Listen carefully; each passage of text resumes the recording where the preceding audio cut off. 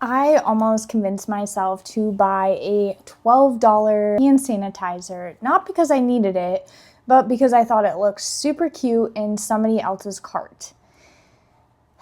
And it's kind of wild how fast we go from I saw this to I need this without kind of honestly half the time we don't even realize that it's going on. So today I want to look at how TikTok, I feel like, is quietly training us to shop without thinking. Whether it's through hauls, whether it's through trends, or even self-care aesthetics or self-care content.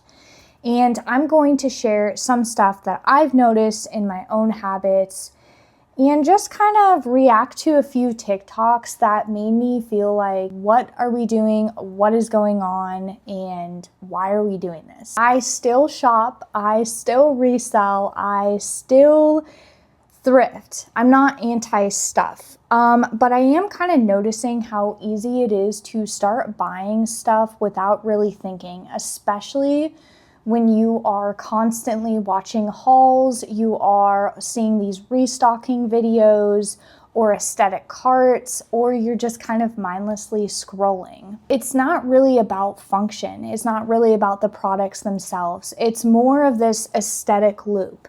We are kind of watching these videos and we start to think, even subconsciously, that we need to buy products to feel put together or buy something to feel put together. So let's take a look at some of these TikToks that really honestly made me think, like, why are we doing this? Why are we buying like this? And what basically is like going on. Okay, so this first clip that we're gonna react to is somebody just shopping and getting ready for fall, creating an aesthetic cart. So let's watch.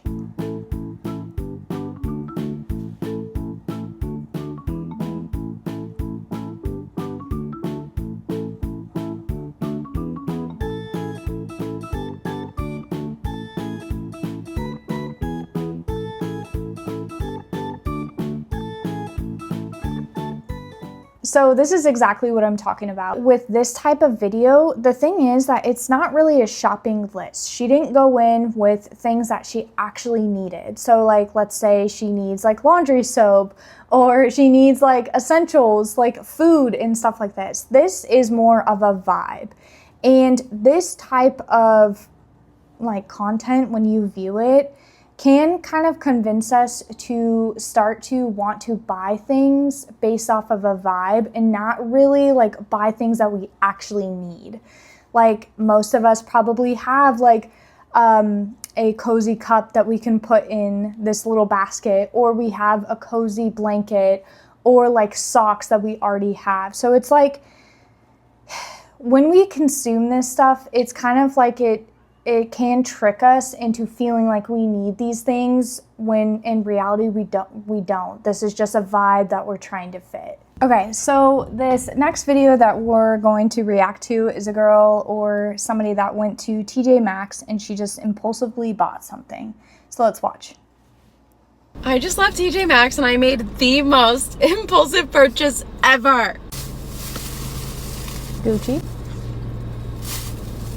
First of all, absolutely gorgeous. Look at this, a little like bag for it, and the item itself, I'm also obsessed.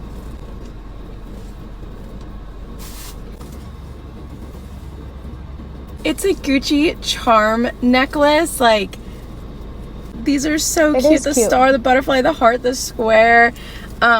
And I got it for a really good price. I looked it up online, like how much it retails for. I'm pretty sure it's discontinued, but still. And the girl hooked it up, so I was like, of course I have to get it. Like,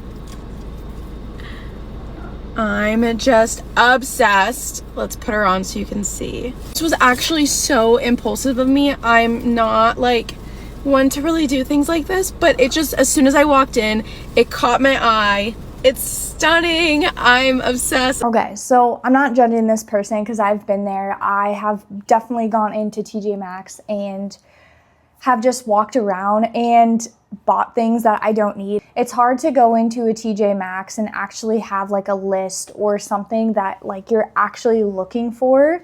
Most of the time when you go into stores like that, they are geared towards like impulse shopping, and like they have cute trinkets, they have like cute holiday stuff during the holiday time, and that's kind of the point of that store in general. So I do not blame her for that, because I've definitely been there. But we have to kind of admit, a lot of time this stuff that we impulsively buy, like that necklace that she bought, sometimes will give us that quick high. It will give us that quick dopamine. And I think that we kind of blur the line between treating ourselves and constantly buying things to chase that quick high. Saying before, it's hard to really figure out if it's actually something you really want, or if it's something that was just kind of put in your place or put out into your sight, and you see it and you're like, oh, I need it. There's like, we're kind of blurring that line between we actually need something or we actually want something. Okay, this next video that we're going to react to or watch together is TikTok viral beauty things that this person has regretted buying. So let's go ahead and watch and see what she regretted. Just because everybody says something doesn't mean it's true. Let me show you some TikTok viral products that I regret buying. I don't know who started the lies, but this is not fade dark spots. This is not smooth out fine lines. The only thing this thing does is give you hydration, and temporary hydration at that. And yes, I gave it a fair chance because I used up the whole bottle. Okay, don't get me wrong, I actually love this product, but why didn't anyone tell me there was something better and cheaper? Actually, I wouldn't say better, but the same. It's a dupe. This is the Caramel Sleeping Lip Care. Literally same texture. Smells like strawberries. This is great, and it's like $10 cheaper. Why did everyone say this was amazing? If you're an oily girl like me, this is gonna make you mad for like 10 minutes, and then you're gonna be so oily. This will emphasize every single dry patch you have on your face. Even if you're oily, I don't even know how that happens. I've almost bought that. This smells like toxic chemical waste. This looks cute for like 10 minutes, maybe half an hour, and then it's dry. I love that video. I love this type of trend that's kind of going around of like people being honest about like products that are not working for them and products that they like no longer want to buy. And I hope it just continues. I love like de-influencing, and I think de-influencing is not about not buying anything at all. Like, let's be honest, like none of us can not buy things, right? We're all gonna buy things.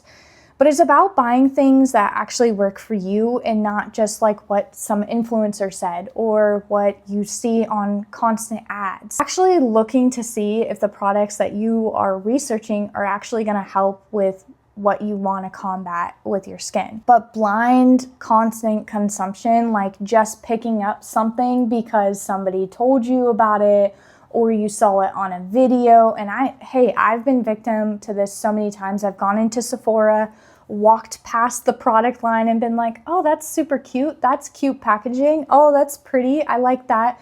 And honestly, I've never even heard of the product until I actually saw it. And that's what I'm trying to get at, is like actually really doing the research, seeing if it's going to fit for you, seeing if it's something that you actually want, and just doing a little bit more thought and a little bit more digging before just like, oh, I'm going to buy that. It's really cute, or really it smells good or something. Like she said, something smelled like strawberries. I think we need to just question those things a little bit more before we buy them. Okay, this next video we're gonna watch is kind of something that I've seen for so long. It is the restock fridges for skincare. So this girl is restocking her mini fridge for skincare, so let's watch.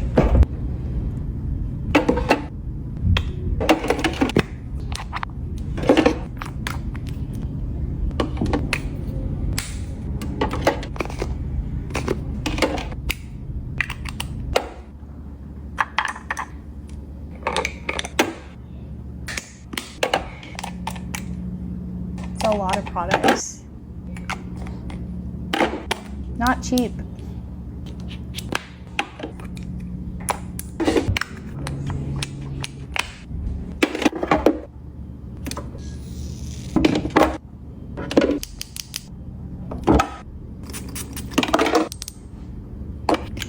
Gotta have Touchland. Oh my gosh, this is crazy.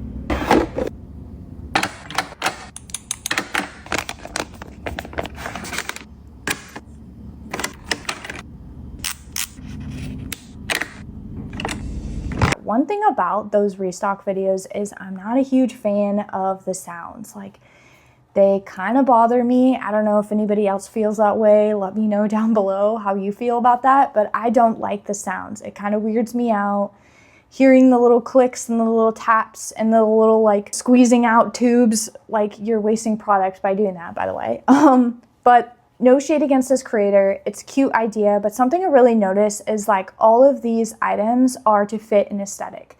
This fridge is like white and pink, right? So most of the things that she put in the fridge are all like pink packaging, or they're purple, or they're just like soft pastel colors. So they're all gonna kind of fit into an aesthetic. Who knows if all these products work? There is a crazy amount of product. There's probably in that little fridge anywhere from 25 to 35 items. And to think like that's super expensive. Who knows if this is actually her skincare routine? If this is wild, because I don't know who has time to do all of these things. Just again, when you're watching this content, understand that we don't know if these products work.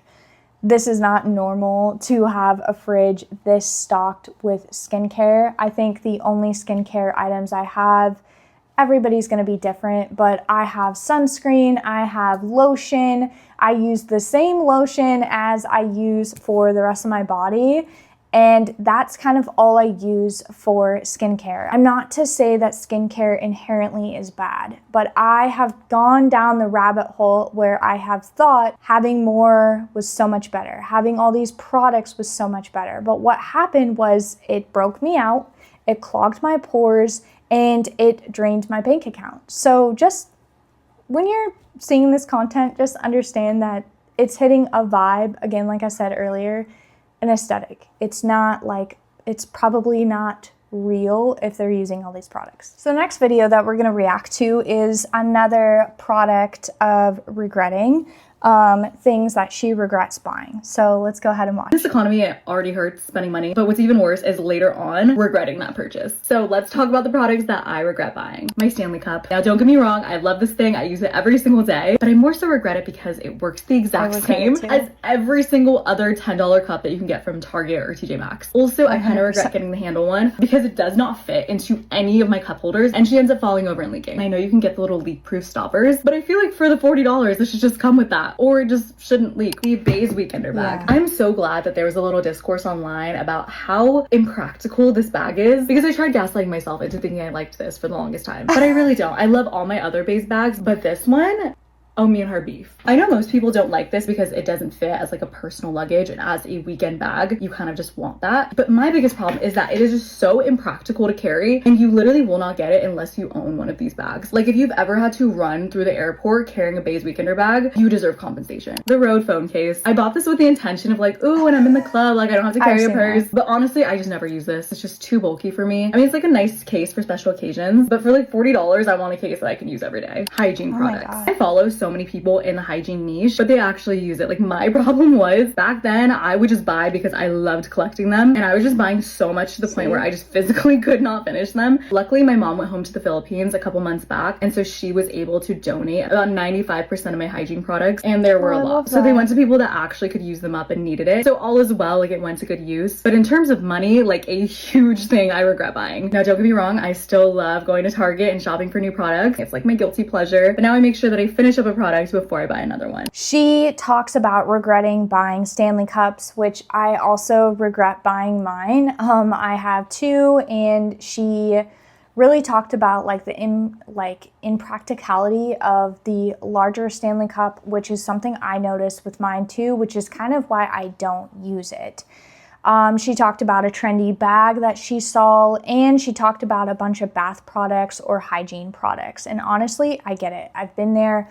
I used to also try going to Bath & Body Works and like just collecting as many scents so I could be prepared for fall or spring or summer or whatever. It's so easy to kind of slip into that. So easy to go to sales like Bath & Body Works, Victoria's Secret, all those little shops that have those sales at the end of the year.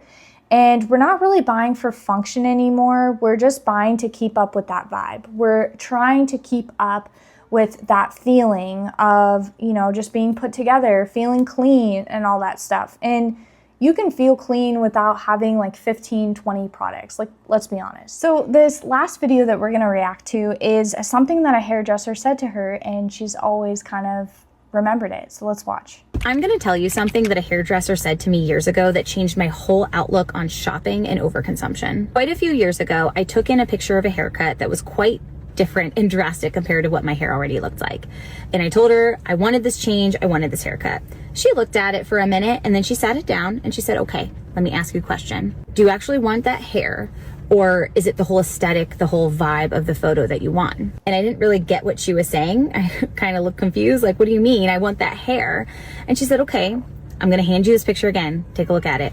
Is it really the hair, or is it the makeup? Is it the cute outfit she's wearing? Is it the boots she's wearing? Is it the bag she's carrying? Is it the whole aesthetic, the whole vibe of the photo? What is it that you really want? And when I was looking at it, I realized that I really wanted everything in the photo. I wanted to be able to replicate the whole thing. I loved her style. I loved her body. I loved her hair. I loved everything. And I wanted that. And in my mind, I thought, if I go get this haircut, I will look like that and I will transform into this person. And as someone who tried to do that through shopping for years, it never worked. I always was shopping for a version of myself that didn't exist. I thought if I bought something that someone else had, or I thought if I wore something else that someone else wore, or did my hair that way, or wore their makeup, that I would suddenly look like them, and I never did. And this is something that I've carried with me for many years and has made me the mindful consumer that I am now and the minimalist that I am now, because now I'm able to look at things and say, is it really that I'm wanting? Or is it what I think that item is going to give me? Because 9 times out of 10, it's the problem that I think that item is going to solve for me. It's who I think I'll become if I purchase that item. It's thinking that I'm going to completely change myself or change my lifestyle by owning that item. I just wanted to share that for anyone who might also be struggling with that, or caught in this mind trap where they think, if I constantly keep buying the same things these other people are buying, I will be them. And I'm here to tell you that you won't.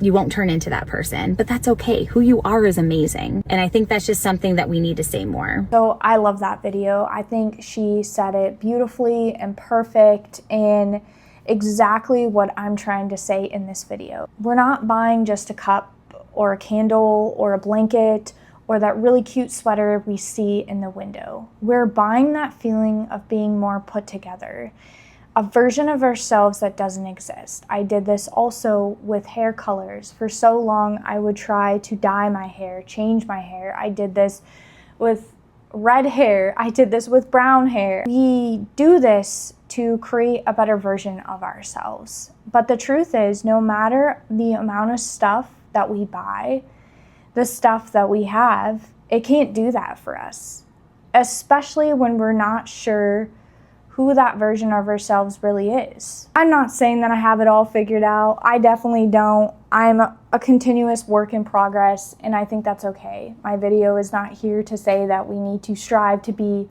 perfect at all. But when I do catch myself in that spiral, I try to pause and ask myself, do I actually really want this item? And I don't always get it right. I still impulse buy. I still buy more than I need to, but I'm just trying to be a little bit more aware of it.